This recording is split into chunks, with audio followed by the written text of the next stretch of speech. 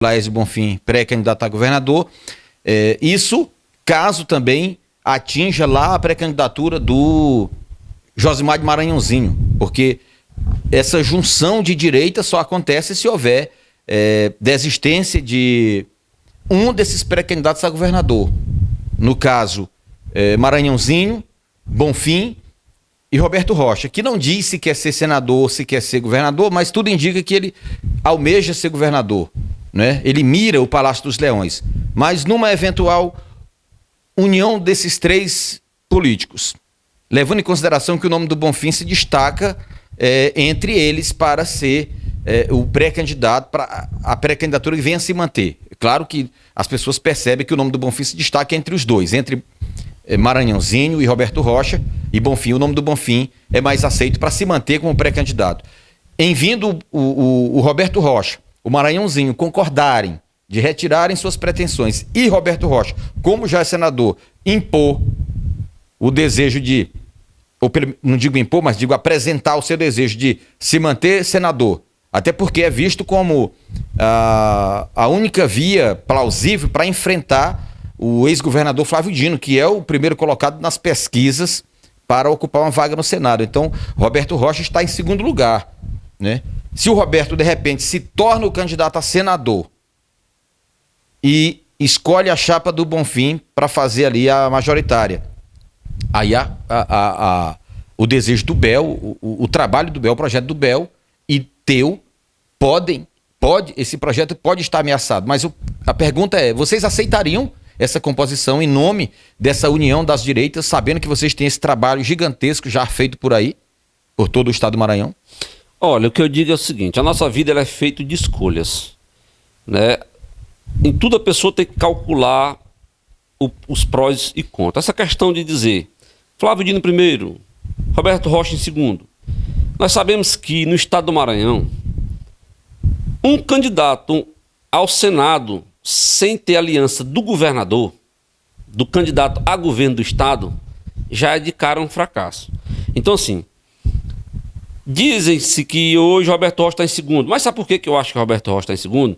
É porque ainda não foi registrado as candidaturas aonde o candidato a governo, Laércio Bonfim, apresentou o seu candidato a Senado. Porque, você viu, ó, na eleição passada, o Roberto Rocha tirou 60 e poucos mil votos para o governo do estado.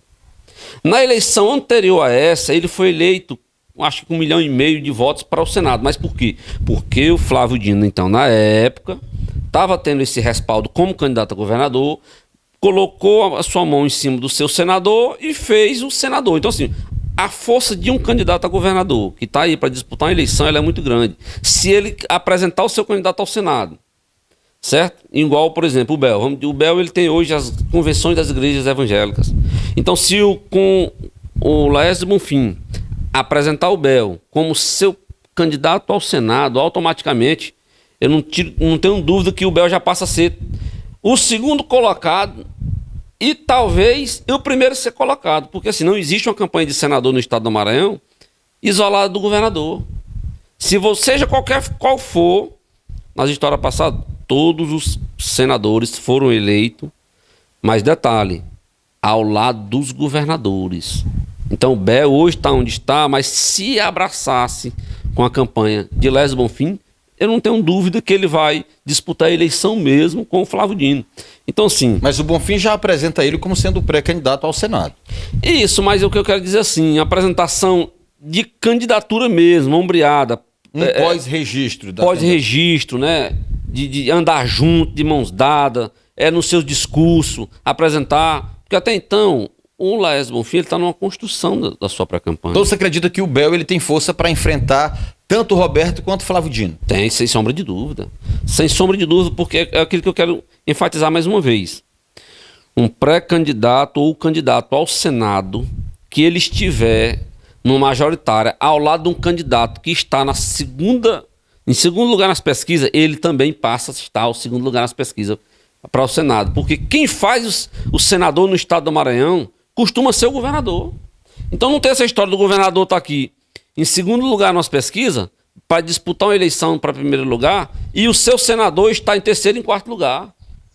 Você pode observar que na eleição passada, o Flávio Dino conseguiu eleger 2 senadores da República, que foi então Elisiane e o Everton Rocha. Na eleição passada, que foi do seu primeiro mandato, ele elegeu o Roberto Rocha. Então, essa companhia de junção, ela sempre acontece. Então, é um divisor de águas. É um divisor de águas. No momento que o candidato a governador chega no palanque, chega na televisão, na rede social com o seu senador, aquele senador, ele se iguala ele passa ao governador a sua em força relação maior. A aceitação. Aceitação. Se o candidato a governador estiver bem, o senador vai bem. Se estiver mal, vai mal. E assim sucessivamente. E assim sucessivamente. Muito difícil você ver um senador de peso e o seu governador com rejeição elevada. Dificilmente isso acontece. Então, é meu ver. Então, é isso que eu digo. Eu peço que Deus dê sabedoria ao doutor Laésio, certo? Porque assim... Evandro, nós vamos fazer aqui um intervalo, porque senão cansa o nosso telespectador também. E logo depois desse intervalo é o tempo que a gente toma um gole d'água, né? O irmão Sandro vai servir essa água para nós aqui. Nós vamos voltar para falar, inclusive, desse nome, Laésio Bonfim, e vamos falar um pouco mais do papel do suplente junto ao senador da República. Já já a gente volta.